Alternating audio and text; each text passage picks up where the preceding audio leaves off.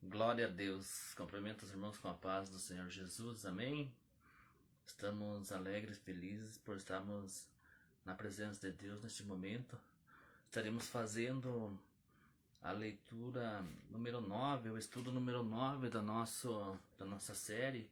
Mas antes, vamos fazer um minuto de oração em nome de Jesus, que o Senhor venha abençoar, abrir nossa mente e nosso entendimento, em nome de Jesus. Amém. Senhor, nosso Deus e nosso Pai, diante da Tua presença nós nos colocamos nesse momento, Pai. Senhor, abre a nossa mente, nosso entendimento para que possamos entender cada vez mais a Tua palavra. Senhor Jesus, abre o coração de todos aqueles que vão ver este vídeo, Pai querido, para que eles venham entender, Senhor, que nós precisamos estar na Tua presença, na casa de oração, que foi assim que o Senhor ensinou. Assim oramos e Te agradecemos, em nome de Jesus. Amém. Pois bem, irmãos, hoje estaremos falando e aprendendo sobre o estudo número 9 desta série de estudos que estamos realizando. Hoje nós estaremos estudando sobre a sutileza do movimento dos desigrejados. Vamos estar lendo primeiro aqui um texto em Hebreus. Depois estaremos comentando, amém? Tendo, pois, Hebreus número 10, do versículo 19 ao 25. Tendo, pois, irmãos, ousadia para entrar no santuário, pelo sangue de Jesus, pelo novo e vivo caminho que ele nos consagrou, pelo véu, isto é, pela sua carne, e tendo um grande sacerdote sobre a casa de Deus, cheguemo-nos com verdadeiro coração em inteira certeza de fé, tendo o coração purificado da má consciência e o corpo lavado com água limpa. Retenhamos firme a confissão que nos dá esperança, porque fiel é o que prometeu. Consideremo-nos uns aos outros para que nós estimulamos ao amor e às boas obras, não deixando a nossa congregação como é costume de alguns, antes demonstrando-nos uns aos outros, e tanto mais quanto vedes que se vai aproximando aquele dia. Amém, irmãos? Aqui, irmão, nós vemos aqui, vamos ver aqui na introdução, como que o Senhor nos ensina de como nós devemos e precisamos estar dentro de uma casa de Deus, dentro de uma congregação, que não é como as pessoas pensam, que não precisa de uma igreja, não precisa de um local para adorar a Deus. Aqui nas últimas décadas, os desigrejados, ou também conhecido como os sem igreja, cresceram em escala exponencial. São pessoas que dizem ser cristãs, mas não estão filiadas a igreja nenhuma, paradoxalmente. Esse grupo religioso que se diz não possuir hierarquia religiosa, código doutrinário, nem tampouco nenhuma estrutura arquitetônica onde possa se reunir, diz ser o legítimo modelo de igreja do Novo Testamento. Nesse aspecto, acredita reproduzir os cristãos primitivos às outras igrejas por possuírem estrutura organizacional, não consideradas como apóstatas ou desvios de modelo original mostrado no livro no Novo Testamento. Nesta lição procuraremos entender a natureza desse fenômeno religioso, destacando tanto seu aspecto social como também espiritual. Dessa forma, nossa análise procurará entender como pensa um desigrejado, suas crenças e práticas. Feito isso, mostraremos a verdadeira natureza da igreja neotestamentária, que, ao contrário do que os desigrejados afirmam, não é apenas um organismo, mas também uma organização.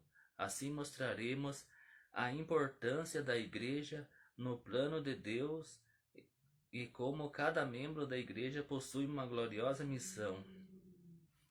Em primeiro ponto aqui, irmãos, nós vemos a visão prática do movimento dos desigrejados.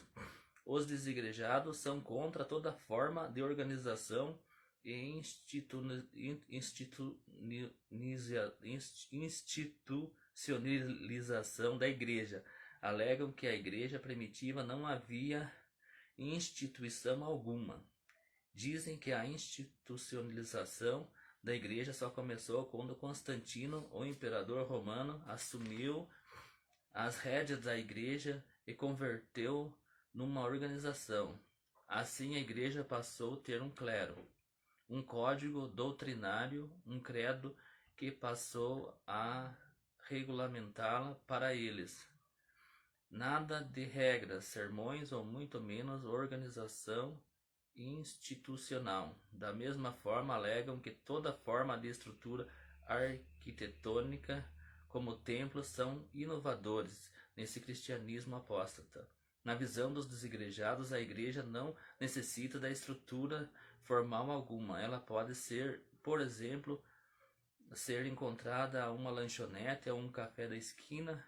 Quando dois desigrejados se encontram, é evidente que a igreja existe fora de uma estrutura física e arquitetônica. Contudo, a utilização de templos por parte dos cristãos primitivos se deu por razões contextuais. Vamos ver em Atos dos Apóstolos, no capítulo 1 e versículo 14. Atos 1, versículo 14.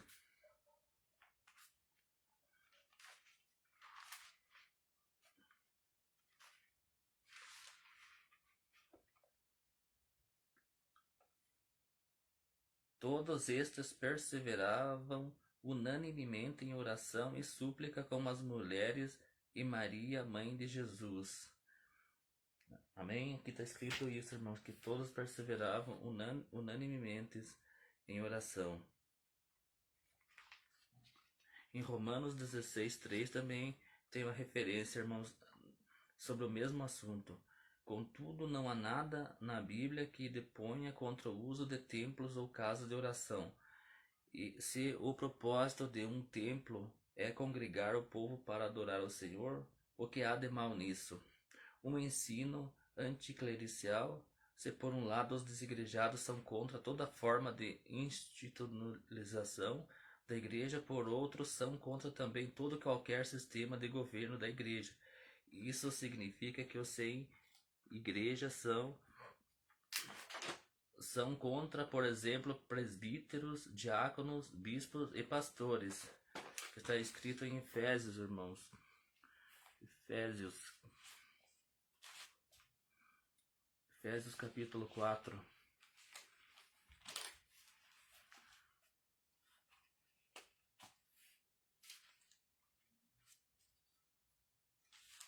Glória a Deus.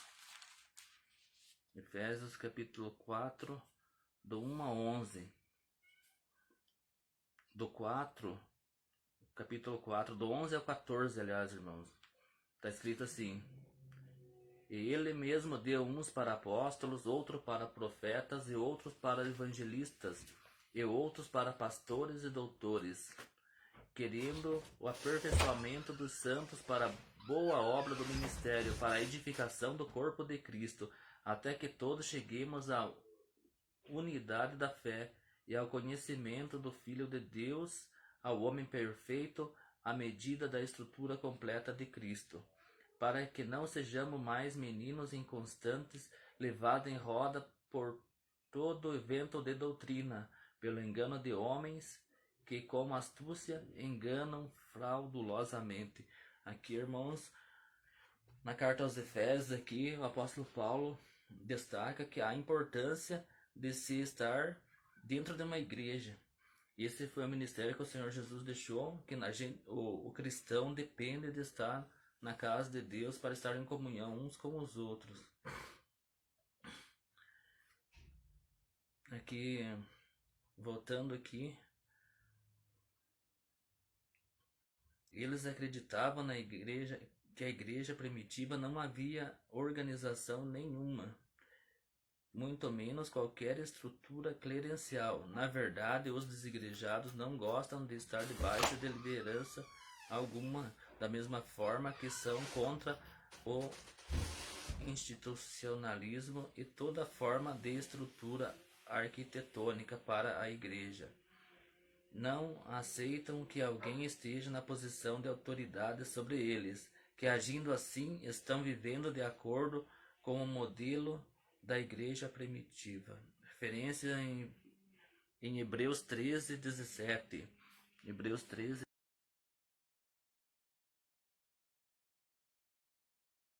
17. Aleluia.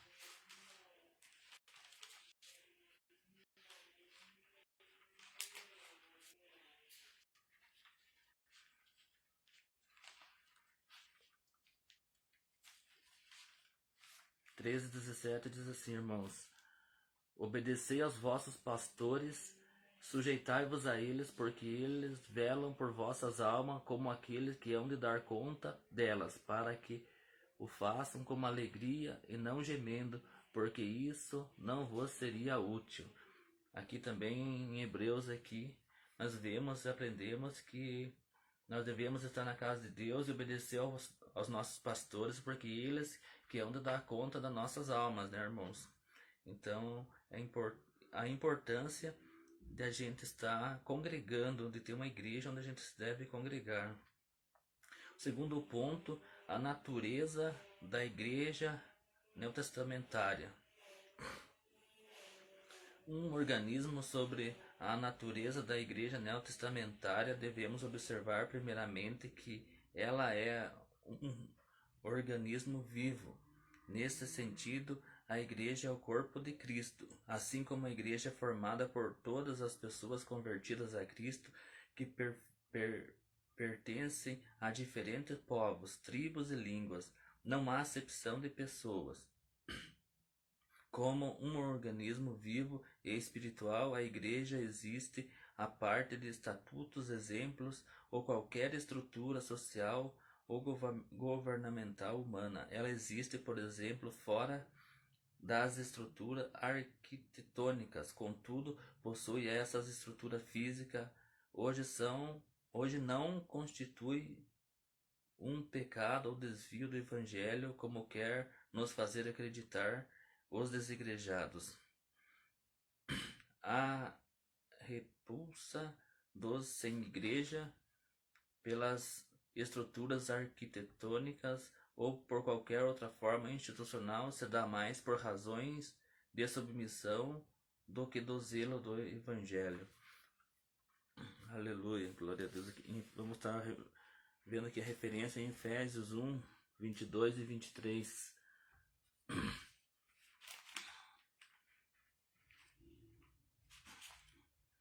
Glória a Deus, aleluia.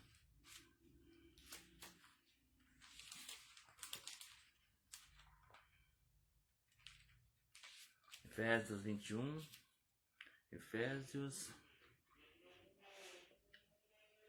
1, 21 ao 23. Está escrito assim: acima de todo principado, poder, potestade, domínio de todo nome que se nomeia, não só neste século, mas também no vindouro. Sujeitou-se todas as coisas a seus pés, sobre todas as coisas constituiu como cabeça da igreja. Aleluia, glória a Deus. Então aqui também em 1 Coríntios aqui, 1 Coríntios capítulo 1 Coríntios capítulo 12.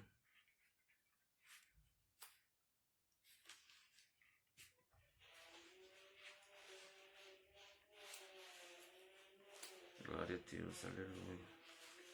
1 Coríntios 12, 27. Vai estar aqui no 12, 27. Ora, vós sois o corpo de Cristo, e seus membros em particular. Assim a igreja é formada de todo tipo de pessoas. Assim a igreja é formada por todas as pessoas convertidas a Cristo. Aleluia. Uma organização uma organização. Os desigrejados alegam pertencer à igreja puramente orgânica, contudo, biblicamente não existe organismo sem organização, função sem forma e igreja sem o mínimo de institucionalização. Assim como o corpo humano é um organismo vivo, contudo organizado, a igreja também possui organização. A igreja primitiva, por exemplo, tinha um sistema de governo formado por apóstolos, profetas e evangelistas, presbíteros, diáconos e pastores. E mestre, está escrito em Efésios 4:11, em Atos 6:1, em Atos 14:23. Essa mesma igreja possuía seu código doutrinário e disciplinar.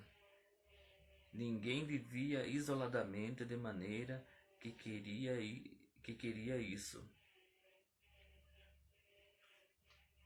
Pode ser vista no primeiro concílio ou convenção feita pela igreja primitiva, em que o colegiado apostólico, juntamente com o presbitério, tomou medidas para regular e disciplinar a igreja que enfrentava problemas de natureza doutrinária. Portanto, querer uma igreja sem liderança, sem regras e disciplina, além de ser um mito, é também uma heresia.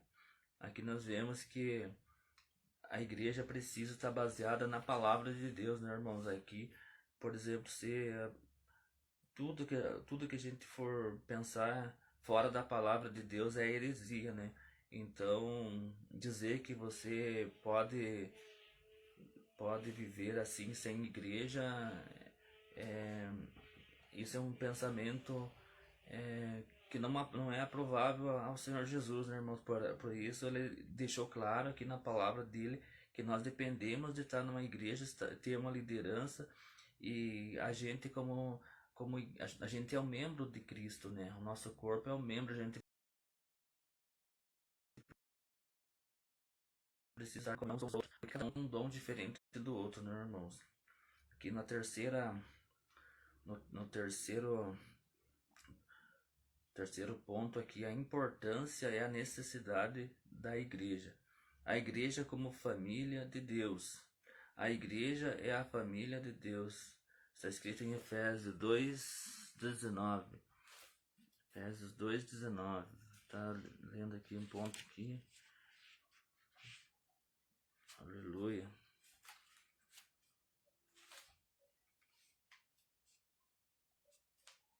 Está escrito assim. Efésios 2, versículo 15 e 16, irmãos. Não 2:19. Na sua carne desfez a inimizade, isto é, a lei dos mandamentos, que consistia em ordenanças para criar em si mesmo dos dois um novo homem, fazendo paz. Pela cruz reconciliar ambos com Deus em um corpo, matando com ela as inimizades. Aleluia. A igreja como testemunha da salvação. Se por um lado o apóstolo Paulo chamou a igreja de família de Deus, por outro, esse mesmo apóstolo acrescentou com que fim essa família foi criada.